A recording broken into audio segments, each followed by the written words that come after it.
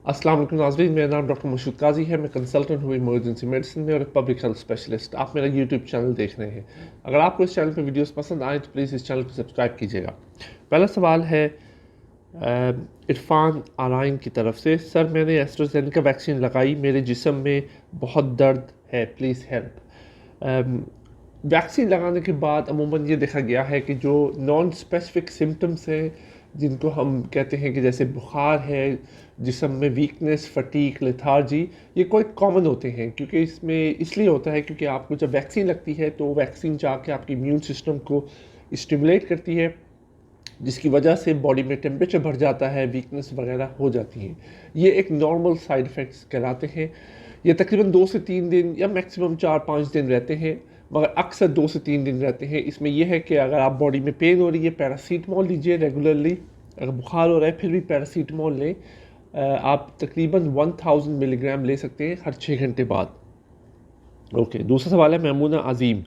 क्या अभी इन हालात में यूरिन इन्फेक्शन, स्टमक पेन और डायरिया होना भी कोविड-19 के सिम्टम्स हैं?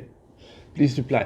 सो डायरिया तो रिकग्नाइज सिम्टम है कोविड-19 का, मगर यूरिन इन्फेक्शन नहीं है। यूरिन इन्फेक्शन नॉर्मली होगा अगर आपको बैक्टीरियल इन्फेक्शन है, तो उसके लिए आपको एंटीबायोटिक्स लेनी पड़ेंगी यूरिन इन्फेक्शन के लिए। और जबकि स्टमक पेन की भी कुछ और काफ़ी अदर वजूहत होती हैं। कोविड-19 से इसका कोई ख़ास रिलेशन बनता हुआ दिखाई नहीं देता, मगर डायरिया से कोविड-19 का रिलेशन है। मोहम्मद समन अरशद डार, अस्सलाम वालेकुम sir, I got my first dose Pfizer, second dose of AstraZeneca on 31st of July.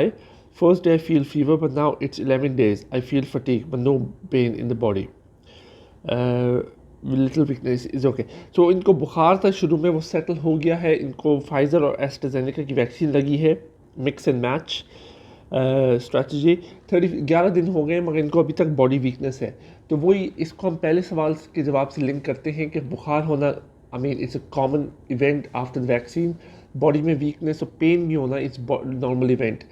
अगर ये 2 हफ्ते से ज़्यादा रहे तो आपको अपने ब्लड टेस्ट कराने पड़ेंगे, ये देखने के लिए कि कोई और इश्यूज़ तो नहीं है। स्पेशली विटामिन डी का लेवल कराना बहुत ज़रूरी है।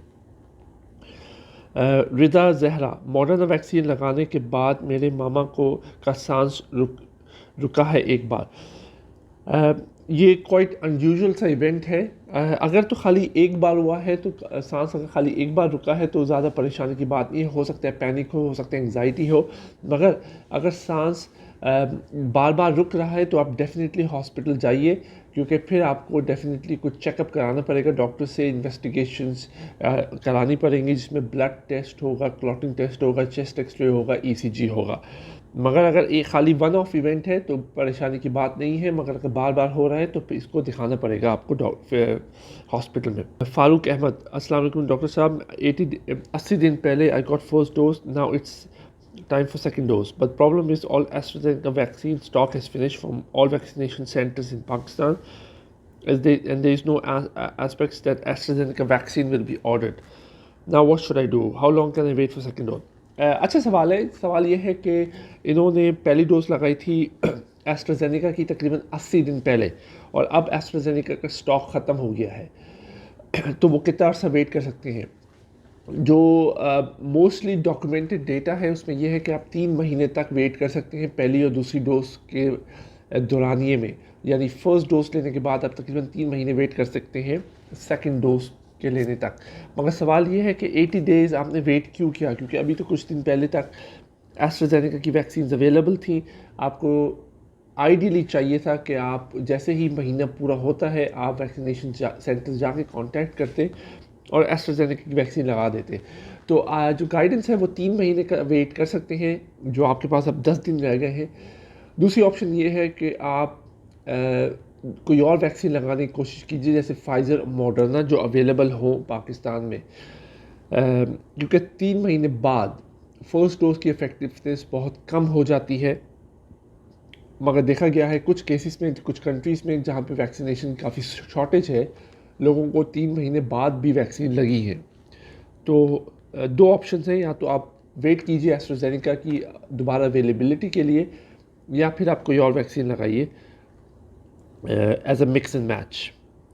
Yasmin Arif, Assalamu alaikum sir. Thank you so much for the very informative videos. I wanted to ask about my mother-in-law. She has heart attack 3 weeks ago. Not undergone any revascularization process. Only on anti-angina treatment. She is not vaccinated yet. She take COVID vaccine. So Yasmin साहिबा की तरफ सवाल है कि उनकी mother in law को heart attack हुआ था 3 हफ्ते पहले.